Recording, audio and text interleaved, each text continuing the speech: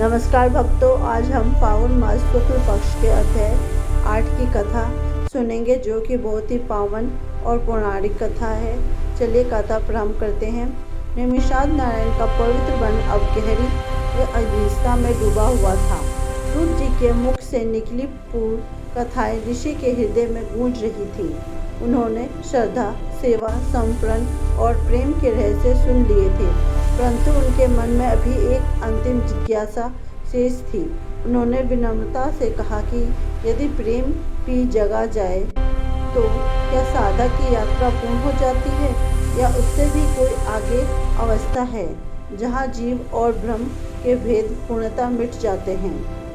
सूत जी ने नेत्र बंद किए और कुछ क्षण मौन रहने के बाद कहा कि अब वे जो कथा सुनाएंगे वह अंत नहीं बल्कि उस सत्य का संकेत है जहाँ साधक जीवन में रहते हुए भी मुक्त हो जाता है। एक प्राचीन ग्राम में निर्माण नाम का एक युवक रहता था। वह जन्म से साधारण परिवार में था, परंतु उसके भीतर बचपन से ही आध्यात्मिक प्रश्न उठते रहते थे। उसने भक्ति भी की, ज्ञान भी प्राप्त किया, सेवा भी की। धीरे धीरे जीवन में संतुलन पा लिया, परंतु उसके भीतर एक सूक्ष्म खोज शेष थी। मैं कौन हूँ? यह प्रश्न उसे चैन से नहीं रहने देता था। जब फागुन मास का शुक्ल पक्ष आया तो उसने निश्चय किया कि इस बार वह व्रत भारी नियमों से अधिक भीतर की खोज के लिए करेगा। उसने संकल्प लिया कि वह पूरे शुक्ल पक्ष में सजग रहेगा। वह प्रातःकाल उठकर स्नान करता, सूर्य को अर्घ्य देता और शांत बैठकर अपने श्वास पर ध्यान करता। पहले दिन उसे केवल विचारों की भीड़ दिखाई दी, दूसरे दिन स्मृतियां आईं, तीसरे दिन भविष्य की योजनाएं मन में उठी। वह निराश हुआ, पर उसने व्रत को नहीं छोड़ा। उसने समझ लिया कि मन को रोकना उद्देश्य नहीं, उसे देखना उद्देश्य है। दिन बीतते गए, वह अपने काम भी करता, परिवार की जिम्मेदारियां भी निभाता, पर भीतर एक साक्षी भाव बनाए रखने का प्रयास करता। यदि कोई उसकी आलोचना करता तो वह तुरंत प्रतिक्रिया देने के बजाय भीतर देखता कि किस बात से अहंकार आहत हुआ। यदि कोई उसकी प्रशंसा करता तो वह सजग रहता कि कहीं गर्व न आ जाए। धीरे धीरे उसे अनुभव होने लगा कि विचार आते हैं और चले जाते हैं, पर भीतर कोई ऐसा है जो सब देख रहा है। एक दिन उसे गहरा अनुभव हुआ। वह नदी के किनारे बैठा था, जल की धारा बह रही थी। उसने देखा कि जल में आकाश का प्रतिबिंब है। तभी उसके भीतर एक विचार उठा कि जैसे जल में आकाश प्रतिबिंबित है, वैसे ही मन में संसार प्रतिबिंबित होता है। आकाश जल से अलग है, पर प्रतिबिंब के कारण एक जैसा प्रतीत होता है। उसी प्रकार आत्मा मन से अलग है, पर मन के कारण सीमित लगती है। यह समझ उसके भीतर बिजली की तरह फूंदी। उसने महसूस किया कि वह विचार नहीं है, वह शरीर है।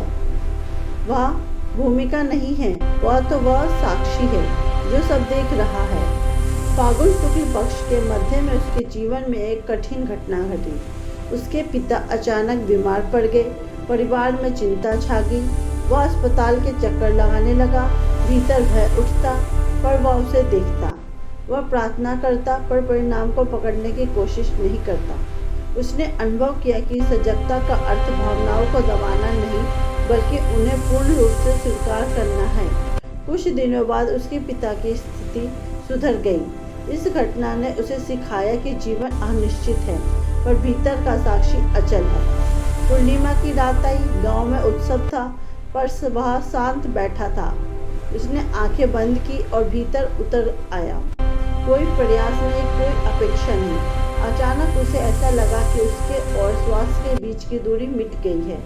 श्वास स्वयं हो रही है, विचार स्वयं आ रहे हैं, शरीर स्वयं बैठा है, वह केवल उपस्थित है। वहीं क्षण उसे लगा कि जो चेतना उसके भीतर है, वही चेतना हर प्राणी में है। उसमें और दूसरे में कोई भेद नहीं। यह अनुभव शब्दों से परे था। न आनंद की लहर, न प्रकाश का विस्फोट, केवल गहरी स्थिर उपस्थिति।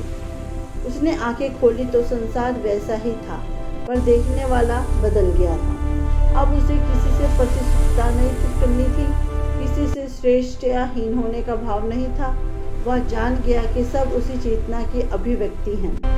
अगले दिन उसने अपने कार्य उसी तरह किए, पर भीतर से वह मुक्त था। यदि कोई उसे अपमानित करता तो वह जानता कि वह भी उसी चेतना का खेल है। यदि कोई सम्मान देता तो वह भी जानता कि वह भी अस्थायी है। धीरे धीरे गांव के लोग उसके परिवर्तन को महसूस करने लगे। उसके पास बैठते ही लोगों को शांति का अनुभव होता। वह उपदेश नहीं देता था। यदि कोई पूछता कि उसने क्या पाया तो वह कहता कि कुछ नया नहीं पाया, केवल जो था उसे पहचान लिया। वह समझ गया कि फागुन मास का व्रत बाहरी अनुशासन से भीतर की पहचान तक की यात्रा है। जब मन शुद्ध होता है, प्रेम जागता है। जब प्रेम परिपक्व होता है और साक्षी प्रकट होता है, तब साक्षी में स्थिरता आती है तो भेद मिट जाता है। सूत जी ने कथा के अंत में ऋषियों से कहा कि अध्याय 8 का रहस्य आत्मसाक्षात्कार है। यह वह अवस्था है जहाँ साधक जान लेता है कि वह सीमित शरीर नहीं बल्कि असीम चेतना है। यह ज्ञान शब्दों से नहीं, अनुभव से आता है। व्रत, जप, सेवा ये सब साधन हैं। लक्ष्य है उस चेतना में स्थिर होना। जो श्रद्धा और धैर्य से इस मार्ग पर चलता है वह जीवन में रहते हुए भी मुक्त हो सकता है। ऋषि गहरे मौन में डूब गए। उन्होंने अनुभव किया कि यह कथा केवल कहानी नहीं बल्कि संकेत है। सूत जी ने कहा कि जो व्यक्ति श्रद्धा से इस अध्याय को सुनता और दूसरों को सुनाता या पढ़ता है, उसके भीतर प्रश्न जागता है, मैं कौन हूँ? और यही प्रश्न उसे भीतर की यात्रा ले जाता है।